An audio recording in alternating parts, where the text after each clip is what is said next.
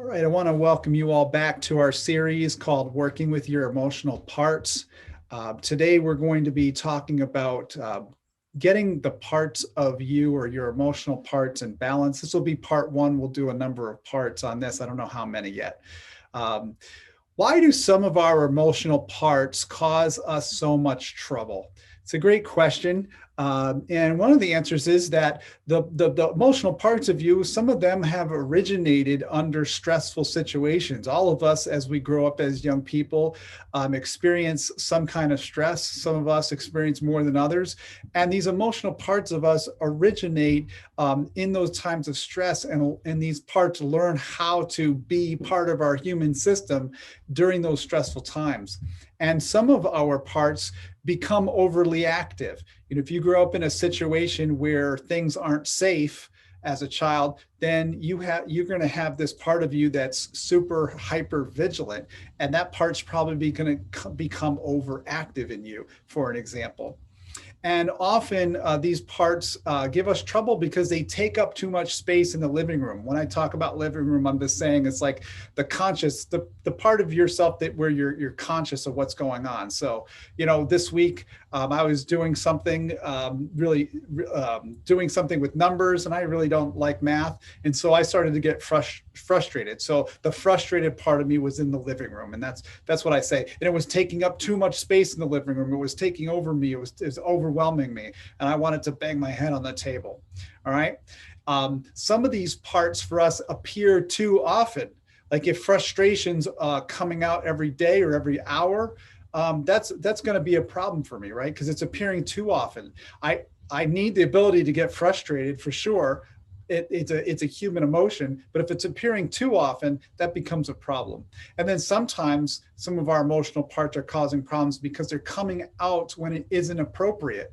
So I might have a situation where fear really isn't an appropriate response, but fear is coming out of me and I'm interacting with that situation out of fear, but it really isn't the right time for me to be fearful. There's really nothing for me to fear in that situation. We have our spirit-led part of us needs to do an interview. That part of us that's led by the Spirit of God, where we're conscious of God's Spirit, needs to interview all these other emotional parts that we have.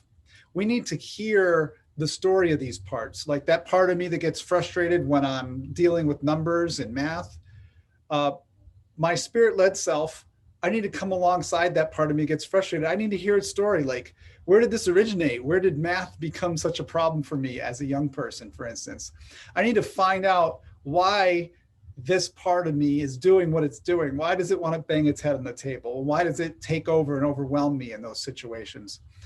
I need to find out what kind of positive intentions this part of me has. Like, what is it trying to do to help me? And I need to help these emotional parts of me see that sometimes what they're doing is not actually working. So the other day when I got frustrated, that wasn't really helping me accomplish the task of getting the math done and getting this project done. And it just was overwhelming me. And so I had to figure that out. The thing is, we realize that some of the parts of us have a mind of their own. Before we know it, we've grabbed that Twinkie, even though we've told ourselves we're not going to eat Twinkies this week, right? Or we're not going to have sugar. And all of a sudden we see ourselves consuming tons of sugar because there are parts of us that have minds of their own. They kind of take over. They take over and take control. The thing is with parts is that we need to realize is that their view is limited. Think of people sitting around a table. Each person at that table has a unique view of what's happening in that room. And each emotional part of us has a seat at the table, so to speak, but each part has a very limited view of the room. They can only see it from their particular seat. And each emotional part of us may retain beliefs that we had at an earlier age or under different circumstances. So the part of me that gets frustrated might not know that I'm an adult now and I can do math. I couldn't do it when I was, younger. It was difficult for me, but now I'm an adult and I can do basic math and I can do the kind of math I need to do to get this particular project done. But in my mind, I may be still thinking I'm a failure at math, right? Because this part views things in a very limited way. So I need to find out the source of these beliefs. Where did this belief come from? Where did this emotional part develop within me that gets so frustrated when it's doing things like that? We need to get to know our parts.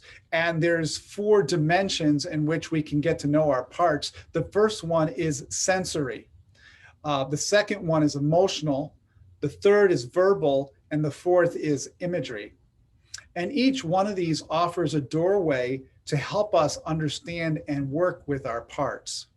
I'll go over each 4 of these as we go along here. The first one, sensory.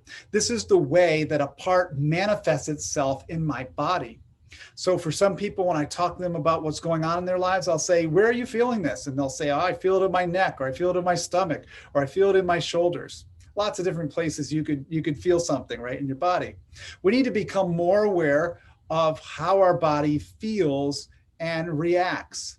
Maybe the other night when I was working on that math, my fists were probably clenched, right? In that moment, I need to let the Spirit of God guide me to change how my body reacts. Maybe I need to open up my hands and relax my hands a little bit because they're getting tense. Maybe I can feel it in my back, or I'm all tensed up in my spine. And I need to let the Spirit of God help calm me and release that tension in my body so that I can approach this situation in a better way. So that's the sensory. And these parts of us that get activated, there's often a sensory component to it. Then there's the emotional. These are the levels of emotion that we have, like fear and anger and sorrow and desire. It's really important for us to be able to clarify what emotion we're feeling in any particular situation. What is that emotion? Can I label it? Can I give it a name? That can be a very helpful step in helping us deal with that part in the way that is going to be best for the situation. We need to become more aware of what these emotions are. And sometimes some of these parts are working together, and sometimes they're working together really against us. And so we have to sort through these things and become more aware of what it is that we're feeling and be able to put words to this. Sometimes understanding intensity is helpful. I remember I was in a meeting one time and I said, I don't know what you guys are experiencing from me, but I want to let you know right now the intensity and how I feel about this topic. 0 to 10 is at a 10 right now. I feel really passionate about this, and I don't know if you're getting that from my body language, but I just need to let you know. And what happened was I needed to become clear on just how intense this emotion was within me before I could tell anybody else how intense it was, and to let them know how much I felt about this particular situation. One thing that's helped a lot of people that I work with is a simple phrase, and that is, a part of me is feeling.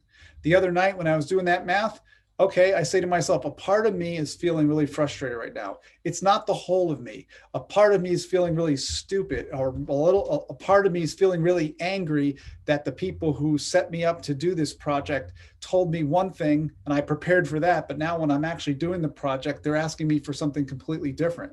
A part of me is feeling really angry and frustrated about that. Okay, just saying that something's a part of you can be helpful, because then you realize it doesn't need to overwhelm you. It's just a part of you. And even saying that it's a part of you may give you a little bit of distance from that emotion so that you can calm down. And of course, the Spirit of God can have more access to these different parts of us when we clarify what they are, when we become more aware of them, when we understand the intensity, and when we recognize that it's just a part of us. Then the Spirit of God can connect with that part and help that part. Another thing is verbal, and this is another dimension of parts. And this is about the cognitive, what's going on in our heads and what is being verbalized in our heads. What does the part want to say? Well, the part of me the other night that was upset about the math project was saying some pretty nasty things. I can say that. That part wanted to cuss a blue streak.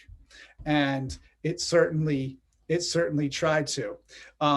The example here is when someone doesn't acknowledge you in the hallway. You walk through the hallway and a person doesn't acknowledge you. What do you say to yourself in that moment? Some people will say to themselves, I'm not worth anything. I'm inadequate. I'm not enough, or something like that, because that person didn't acknowledge me in the hallway. But there's other things you could say to yourself, right? That we could say that's an automatic thought or belief. And we need to explore those automatic thoughts and beliefs. Why do we automatically think that when the person walks by us and doesn't say anything? Where do those automatic thoughts and beliefs come from? From our past, more than likely, right? And we need to trace that back to where those automatic thoughts come from. Because often these automatic thoughts that we have are often distorted. That person that walked by me in the hallway, what I don't realize is they just got off the phone with their spouse and there's a very stressful thing going on in that person's life. And that's the reason they didn't say anything to me. But I don't know that, right? And so I come up with something in my head that sounds really great, but isn't accurate for the situation. We need to understand these things that are rumbling around in our heads, these things that we're saying to ourselves, these tapes that play over and over in a loop in our heads. We need to understand them from the perspective of the spirit-led self. What would the Spirit of God say to me in that moment when the person walks by me in the hall and I say, I'm not enough, I'm stupid, that I'm not worthwhile? What would the Spirit of God say about that?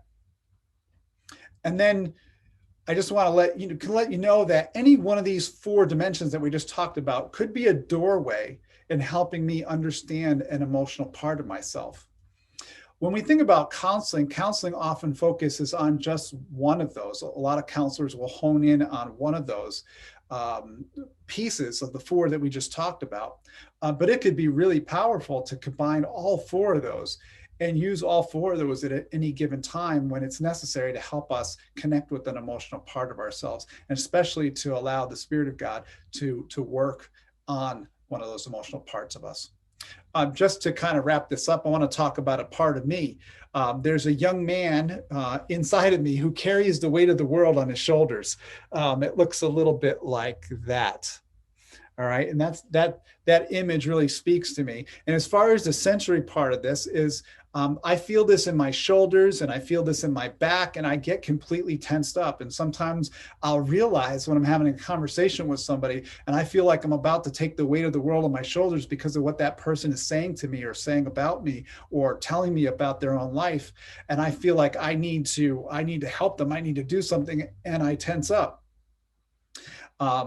What would the Spirit of God have me do in that moment? How can I release that tension? And how can I be with that person in a non-anxious way to realize that the Spirit of God is going to help that person and I don't have to try to do it all myself. I can come alongside the Spirit as the Spirit helps that person.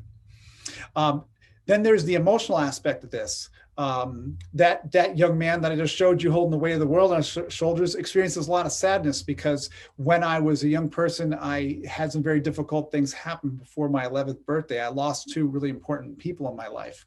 And so there's great sadness that young man has experienced, but also there's anxiety that young man had to hold his world together, and that he also now as an adult feels the need to hold other people's worlds together. And so that's the emotional part of this part of me. And then there's the verbal part. Sometimes I'll say to myself, I'm alone. I can't show my emotion, right? Because that's what I said when I was 11. No, I was alone. No one really understood what I was going through and what I had experienced because they didn't experience what I experienced. Maybe they experienced it, but they experienced it from their point of reference, not mine. And so I would tell myself, I'm alone. I can't show my emotion because my emotion is so raw, it will overwhelm other people. And so may I say that in situations today, even as an adult. And then there's the imagery part. What helps me is when I realize this is a young man that I have inside of me, and I can connect to that part of me just by this simple image of looking at this card that I resonate with. And so I'm going to ask the Spirit of God for his involvement in helping me connect with this young man that's inside of me and helping me verbalize some things that are true, that I'm not alone and that I can show my emotions, and that I don't need to bottle up this sadness, or I don't need to feel anxious about holding my world together and other people's worlds together, and that I can relax because I'm not in that situation that I was when I was 11 years old anymore. Okay, so that gives you an idea of how you could work with a part of you in both and every single one of those dimensions. If you want to join us live for one of these discussions that we do each week, you can go to meetup.com/check your compass and check our schedule there to see when we're meeting and what we're talking about. Or you can check out our videos that we tend to upload weekly on YouTube and Facebook. Acknowledgements here. I want to let you know the ideas that we talked about today were drawn from a book by Tom Holmes and Lori Holmes, along with the illustration I showed you by Sharon Eckstein. Thanks for joining us.